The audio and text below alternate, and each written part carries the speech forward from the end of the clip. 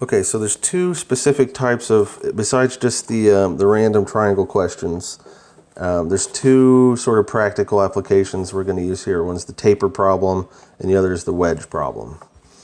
Okay, so it's going to look a little complicated, but it breaks down to just the steps that we'll work out here. So the taper is where we have sort of a piece of metal or something we're cutting like this. And we know the dimensions here. So I'm using this example, 8 inches, this 6 inches, and the width here is 11. Okay. Now what the problem asks is, like, if we imagine that this is continued to a point, then what, and they use X is the unknown, but what's the angle that this sort of comes down at? Okay, now there's this very specific way to solve this, and one of the principles with trigonometry is you always look at your drawing and try to find and draw in the right triangle, because this is not even a triangle. Okay, but where can you draw lines to make this into a right triangle? Okay, so we're going to go like this. We're going to go like this. It gives us two right triangles that are actually equal, because this is a symmetric shape here. The square in the middle doesn't really matter. Okay. Now what lengths do we know? We're just going to pick one of these. Okay. Let's say I'll pick the top one here, and I know the length here, and I actually know the length here. Okay, because it is symmetrical. If this is 6 and this is 8, that means I need 2 inches, okay, on either, 2 inches total, so 1 inch on either side, and this bottom one would be the same. Okay, now how does that help us? Because we want this angle, but now if we draw another line like this, that's supposed to go down the middle here, then it's hard to draw in. Sorry, I'm not seeing it. Okay, so we draw this line down the middle here, and then this top angle is actually half of the angle we're after.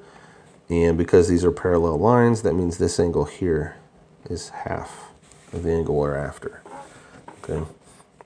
So now after we're done, you don't have to do this each time, okay, because we'll write it out at the end, but it's just specific steps each time. But now we have a right triangle with our unknown angle and the two known legs. I'm going to sort of redraw this down here. I have this side, I have this side, and well, there's two ways to do this. You can just write out x over 2. Okay, that just means whatever we find here, you have to double it, okay, to get the total angle. Okay, but that's my unknown angle. So if I look, I have opposite and adjacent, so that means tangent. I'll put it over here. So tangent of x over 2 is 1 over 11. So I need to do 1 over 11. 909.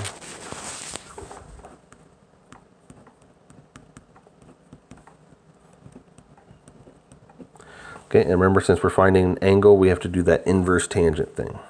So x over 2 is inverse tangent 09, 09.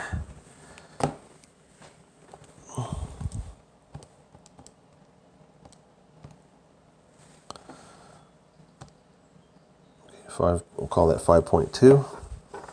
So x over 2 is 5.2 degrees.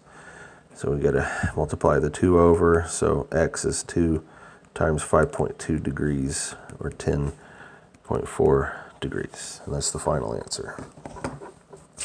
Okay. So that's the process right there. Really, it's this equation here. Okay. Whereas tangent of x of half the angle is opposite, which is half of the difference between the big and the small. Okay, divided by the length, and then you just put it in the calculator.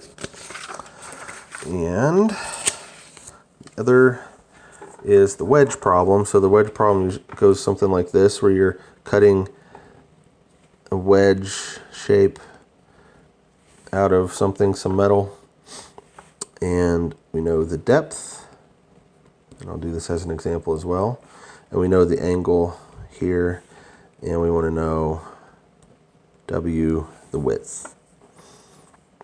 Okay, so again, we're looking for a way to draw a right triangle in on our shape. This is not a right triangle as it is, but if we go directly up and over like this, that gives us two right triangles, where each side, because it's symmetric, is W over 2. Then this angle in here is actually half. Okay, so again, if I redraw this, then I know this leg is 5. This leg is the unknown, but W over 2. This angle down here is half of the whole angle. And I want this. So again, I go to my trig functions and I say this angle, this is opposite, this is adjacent, so this is tangent again. So tangent of 15 is, I'm going to write it like this, W over 2 opposite over 5. So I need to do tangent of 15, get that decimal,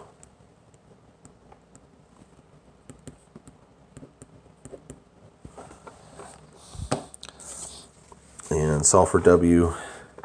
So basically multiply the 5 up and over, and I'm going to switch sides here as well. So W over 2 is 5 times 2, 6, 7, 9.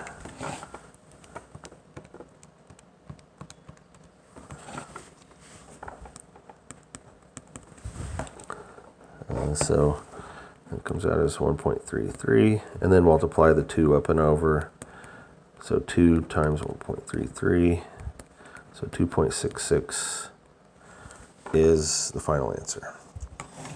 Okay, I'm focusing mainly on the test. I know there's a couple of these types of problems on the test, and you can just have your solutions written out when you're taking the test and just follow.